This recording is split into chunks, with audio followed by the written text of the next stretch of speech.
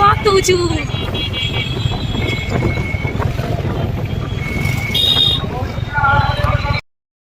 রাধে রাধে। তো আমার এই ভিডিওটা যারা যারা দেখছো বা যেখান যেখান থেকে দেখবে তারা কিন্তু কমেন্ট সেকশনে অবশ্যই লিখবে রাধে রাধে। হ্যালো গাইজ, এখন কটা বাজে? সকাল 5টার সময় বেরিয়েছি। এখন আমি প্রিয়াদের বাড়িতে এসেছি। আমরা একটা জায়গায় যাচ্ছি, আজকে রথযাত্রা। তো সবার আগে জানাই শুভ রথযাত্রা সবাইকে। তো প্রিয়াদের বাড়িতে এসেছি। এই যে প্রিয়া রেডি হচ্ছে, এই যে সবাইকে গুড মর্নিং বলো। Good morning. মানে আমাদের ওরা এখনো ঘুম ভাঙেনি, ম্যাডামকে উঠিয়ে ঘুম থেকে ডেকে তুলতে হলো। আমি উঠেছি 5টার সময়, উঠে ওদের বাড়িতে এসেছি, ওকে তুললাম। তুলে এখন আমি, প্রিয়া, শম্ভু, প্রিয়ার ভাই আকাশ, উজ্জ্বলদা, প্রিয়ার জামাইবাবু, রক্তিম মানে আমার বর, আর হচ্ছে আরও দুজন বন্ধুরা যাচ্ছে, বন্ধু বান্ধবী সবাই মিলে একসঙ্গে আমরা আজকে যাচ্ছি মায়াপুরে। তো ওখানে গিয়ে আমরা কী কী করবো সব কিছু দেখতে হলে কিন্তু আমার ভিডিওটা পুরো দেখতে হবে। টাটা। এই যে আমরা বেরিয়ে গেছি, এখন 5টায় বেরোনোর কথা, এখন বাজে 6:30 কি 6:45। হ্যাঁ, অনেক দূর যেতে হবে। উজ্জ্বলদা সব বাধা অতিক্রম করে আমরা যাচ্ছি আজকে কোথায়? মায়াপুর। তো সবাইকে জানাই আবার ওয়ান থেকে শুভ রথযাত্রা। এই যে রক্তিম বলো শুভ রথযাত্রা। খুব চাপের মধ্যে আছে, শুভ রথযাত্রাটা বলতেও খুব পারছে না। হ্যাঁ, প্রিয়া শম্ভুর জন্য দাঁড়িয়ে আছি। চলে গেছে।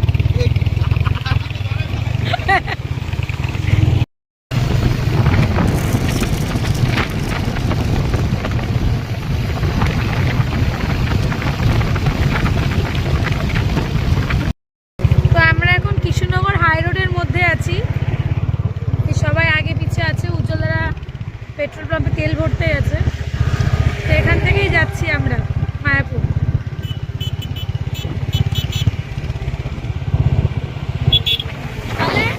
হ্যাঁ, কৃষ্ণনগর।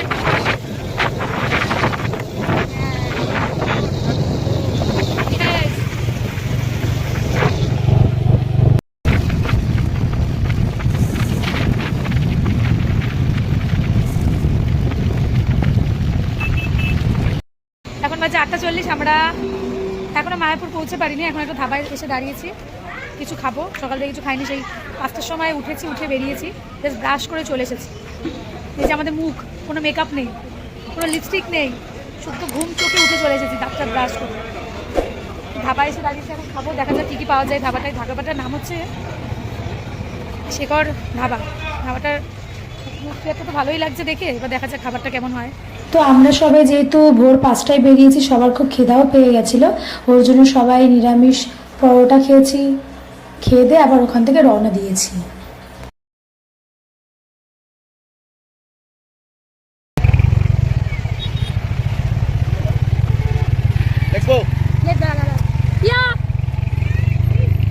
আমরা এখন ধাবা থেকে বেরোলাম, এবার আবার মায়াপুরের দিকে রওনা হচ্ছি।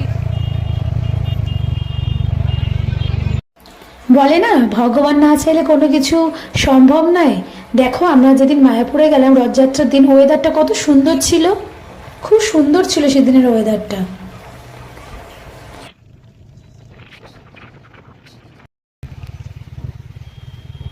হরে কৃষ্ণ হরে কৃষ্ণ হরে বল। দূর থেকে যে মায়াপুরের মন্দিরটা দেখতে পাচ্ছি, তার যে কি আলাদা শান্তি, সে তোমাদের আমি কি বলবো। মানে যারা যারা গিয়েছো তারাও জানো যে কি শান্তি। সবাই মিলে একসঙ্গে বলো হরে কৃষ্ণ হরে বল, রাধে রাধে।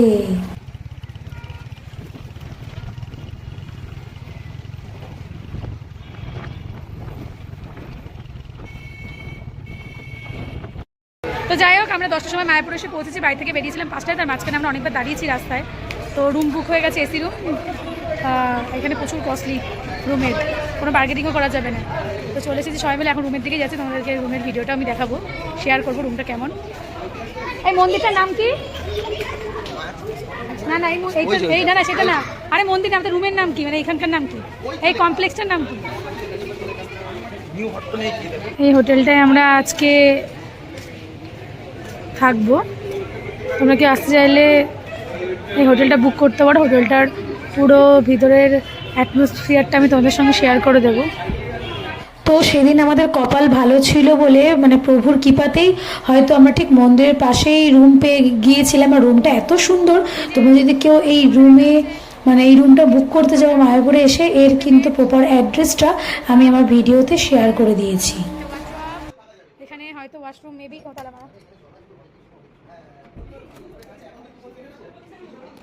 ওয়াশরুম, হ্যাঁ অবশ্যই।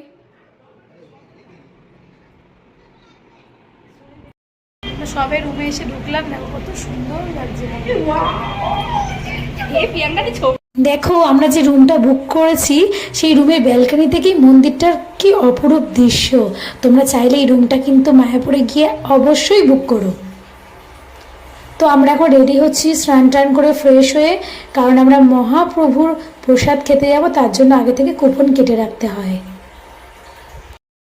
এখন আমরা চলে এসেছি গদা ভবনে। এই গদা ভবনেই আপনারা পেয়ে যাবেন মহাপ্রভুর প্রসাদ। তো আমরা দুপুরবেলায় গদা ভবনে চলে এসেছি, এখানে কিন্তু আগে থেকে কুপন কেটে রাখতে হয়।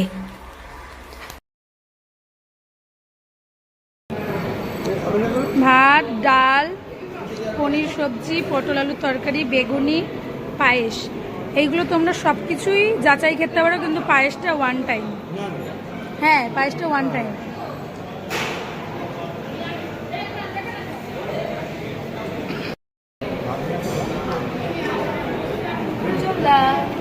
রাধে রাধে। এই যে খাওয়ার পরে, দুপুরে খাওয়ার পরে, প্রভুর প্রসাদ খাওয়ার পরে, এই যে এটা হচ্ছে এক্সিট গেট। এখান থেকে এক্সিটে চলে যেতে হবে, বাইরে এখান থেকে বেরোতে হবে। যে বিপদ এক্সিট।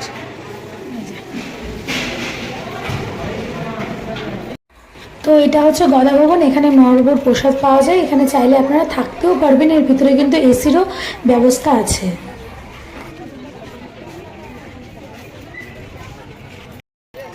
দেখো এখানে কত সুন্দর সুন্দর ফুল গাছ।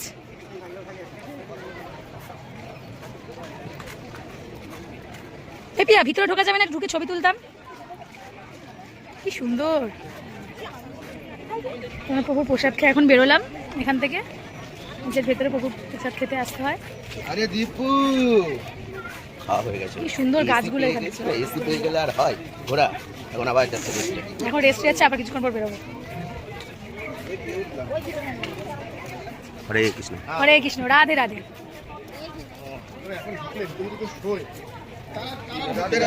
রাধে রাধে। ঠিক আছে রাধে। সবাই ঘুমাচ্ছে, আমরা খেয়ে এসে রুমে এসে বসছি। মারাত্মক গরম, মারাত্মক মানে মারাত্মক। সবাই এখন ঘুমাচ্ছে, কোথায় বসে যাইতে পারছে না। বসলাম আর সবাই এখন ঘুমাচ্ছে, আমি দেখাচ্ছি। সবাই খেয়ে ঘুমাচ্ছে, নাক ডেকে ডেকে ঘুমাতে আসে না, ঘুমাতে এসছে সবাই। আর আমরা যেখানে যাই সেখানে আমরা খেয়ে এসেছি, কিন্তু এখন খেয়ে এসে আমি ঘুমাচ্ছি, এখন দেখাচ্ছি। হ্যাঁ অসাধারণ, ওয়াও লাগলো বাবা। বুড়িটা কি জানতাম ভগবান বলে কিছু আছে, আজকে সেটা মেনেও নিলাম। আমরা যখন গেছি কি সুন্দর ওয়েদার ছিল, ইভেন্ট আমাদের প্রভুর প্রসাদ খেয়ে আসা অবধিও খুব সুন্দর ওয়েদার ছিল। হট করেই কোথার থেকে যে বৃষ্টি নেমে আসলো, কারণ ওই মন্দিরের এক প্রভু বলেছে যে রথযাত্রার দিন এখানে যেদিন রথ আসে সেদিন এক ফোঁটা বৃষ্টি হলেও হবে, আর তার জলজান্ত প্রমাণ আমরা নিজের চোখে দেখেও নিলাম। রাধে রাধে। তো আমরা এখন বেরিয়েছি বাইরে, মন্দিরের দিকে যাচ্ছি সবাই মিলে। রাস্তায় প্রচন্ড ভিড়, দেখো।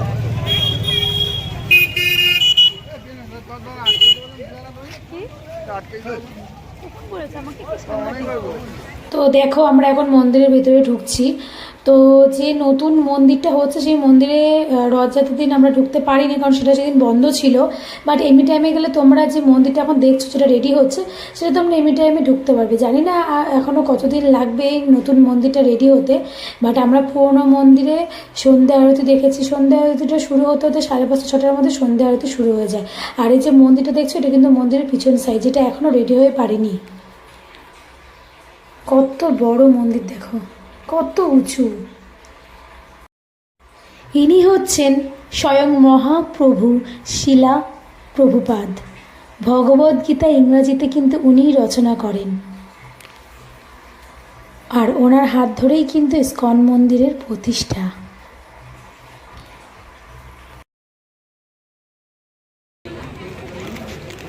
এখন আমরা আইসক্রিম খাচ্ছি, আইসক্রিম ছিটছি, ছেড়ে না করো।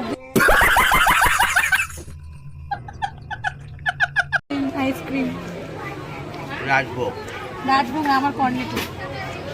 রাজারা খায়।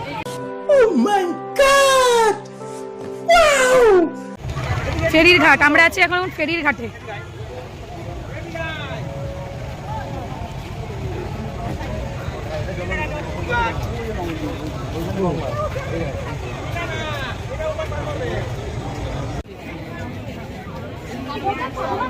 রাতের পরিবেশ।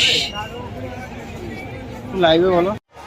অনেক পুণ্যি করলে হয়তো মায়াপুরের রথযাত্রার দিন নিজের চোখে জগন্নাথের রথযাত্রা দেখা যায়। কি যে ভালো লাগছিল, দু চোখ যেন সার্থক হয়ে গেল। তোমরাও দেখে নাও মায়াপুরের রথযাত্রা, কি সুন্দর লাগছে। তোমরাও জানিও তোমাদের কেমন লাগলো মায়াপুরের রথযাত্রা দেখে।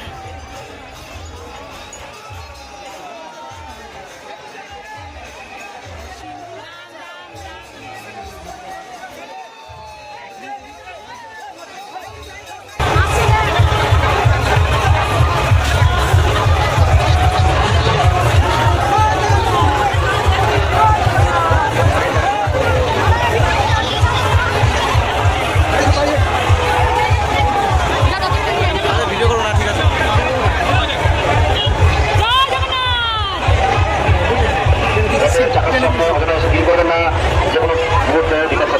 টাকার সামনে এসে ডিল করবেন না, রথের টাকার সামনে এসে ডিল করবেন না, যে কোনো সময় বিচার করতে পারেন। আপনারা এগিয়ে দেবেন এবং সহযোগিতা করুন।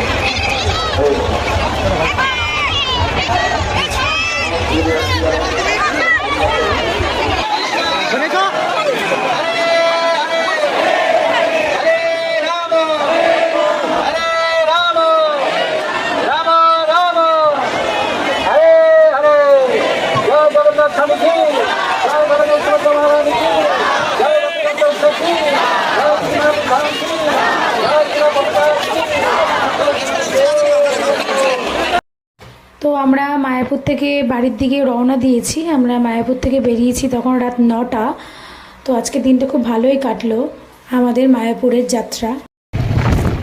তো আমরা এখন বাড়ি ফিরছি। এখন বাজে রাত 9:50। এখন আমরা 9টার সময় মায়াপুর থেকে বেরিয়েছি। হাইরোডে আসছি। বাড়ি থেকে রওনা দিলাম। তোমরা দেখে ঘন্টা এখন একদম ব্লগ। লাইক করো, একদম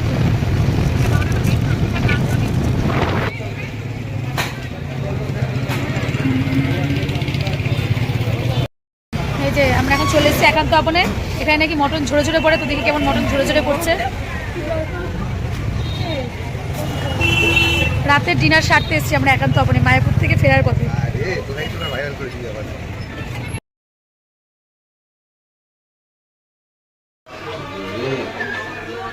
এই সেই ভাইরাল একান্ত আপন কাকু।